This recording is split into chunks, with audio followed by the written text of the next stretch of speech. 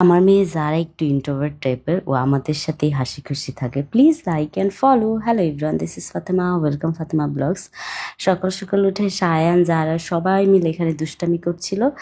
আর হলো আমি ছিলাম রান্নাঘরে। আমি রান্নাঘর থেকে এসে দেখি আমার একটা মেডিসিন সায়ানের হাতে।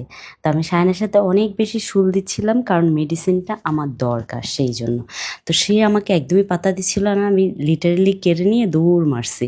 আর এর মাঝখানে হলো সে পড়ে যাচ্ছিল, জায়ান তাকে এত সুন্দরলি হ্যান্ডেল করে নিচে পড়তে দেয় না। আমি খুব খুশি হয়েছি এই জিনিসটাতে। তারপরে এই যে আয়েশা কান্না স্টার্ট করে দিল, আমি পাত্তা দিচ্ছি না বলে নন স্টপ কান্না করতেছে। তারপরে তারা যখন কাছে ডাইকে আদর করলাম, সে একদম কিউট বেবির মতো আমার কাছে বললো, তুমি এটা কেন নিছো, তার ল্যাঙ্গুয়েজে। তা আমি বললাম, এটা তো আমাদের মেডিসিন, এটা ধরাটা ঠিক না। তারপরে সে চলে যাচ্ছিল। তারপর আমি সবাইকে ডাকলাম, এই তোমরা সবাই কোথায়, আমাকে গুড মর্নিং কিসি কেন দাও নাই? একজন একজন করে এসে সবাই আমাকে গুড মর্নিং কিসি দিল। দেওয়ার পরে যখন আমি সায়ানকে ডাকলাম, সায়ান আমার সাথে লিটারালি ঝগড়া করতেছিল। এই যে দেখেন তার ঝগড়ার স্টাইল, সে আমার সাথে ঝগড়া করতেছে, আমিও তার সাথে ঝগড়া করতেছি। খুবই এন্টারটেনিং ছিল ঝগড়াটা। তারপর আমি বললাম, ধর সায়ানকে। এটা বলা মাত্রই ওই যে দৌড় দৌড় দেওয়ার পরে তাকে আমি জোরে ধরে অনেকক্ষণ আদর করে আমি চলে গেলাম লাঞ্চ করতে। আমার অনেক ক্ষুধা লাগছে। আমার ইদানিং আবার একটু মানে তাড়াতাড়ি ক্ষুধা লাগে, যারা ডাইটিং করে তারাই বুঝবে। টাইম টু টাইম খাবার না খেলে অনেক বেশি খারাপ লাগে। তো সায়ানের সাথে সাথে যারাও এসে আমার থেকে একটু একটু করে খাবার নিচ্ছিল। খাবার দাবার খেয়ে আমি আর যারা রেডি হয়ে গেলাম।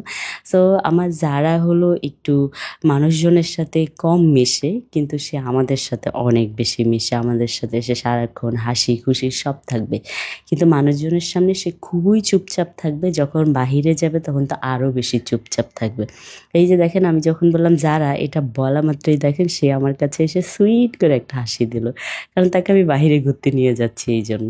তা আমি যাচ্ছিলাম গ্রোসারি করতে, আজকে ডিসিসি মার্কেট চলে গেলাম।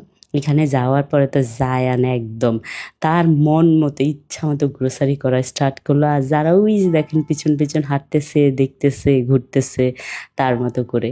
তারপর হলো এখানে হলো জায়ানের পছন্দের কিছু চিপস নিলাম। আমি খুব রাগ দেখাচ্ছিলাম যে, হ্যাঁ তোমার একটার বদলে দুইটা কেন নিতে হবে? আমার মতো মা পাইসু দিকেই দিচ্ছি, না হলে কেউ দিত না। এরকম করে তার সাথে আমি দুষ্টামি করছিলাম। তারপরে হলো আমি চলে যাচ্ছিলাম আমার জিনিসপত্র কিনতে। তা আমি এখানে নিচ্ছিলাম হলো লাল চিনি, যেটা হলো ব্রাউন সুগার। সো আমার হাজব্যান্ডে এটা দিয়ে খায়, চা খায় এভরিডে সকালে। তারপর আমার ফ্রাই প্যান পছন্দ হয়েছিল, কিন্তু ফ্রাই প্যানগুলোর অনেক বেশি প্রাইস ছিল, যেগুলা মানে আমার মনে হয়েছে অনেক বেশি। আমি সো আর ফ্রাই প্যান নেই নাই, না নিয়ে হলো আমি চলে গেলাম হলো জায়ান আরও কিছু জিনিস নিলাম। তারপর গ্রোসারির মানে বাসার অনেক কিছু নিলাম। নেওয়ার পরে হলো এগুলো সব জায়ানের খাবার দাবার।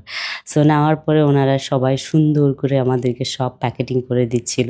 এখানে আসার পরে আমাদের কোনো কিছু প্যাক করতে হয় না, ওনারাই প্যাক করে একদম সুন্দর করে গাড়ি পর্যন্ত পৌঁছিয়ে দিচ্ছিল। তা আমরা শুধু টুকু করে হাইটা চলে আসলাম গাড়ির এখানে। যারা বলতেছে, ওই যে দেখো মাম্মা গাড়ি এসেছে, গাড়ি। আমাকে হ্যাঁ গাড়ি এসেছে। তো সব গাড়িতে জিনিসপত্র উঠানো হচ্ছে। আমি, সায়ান, যারা আমরা দাঁড়িয়েছিলাম। ও আমাদের সাথে মার্জানও ছিল। বাসায় এসে মার্জান সব কিছু গুছিয়ে রাখছে।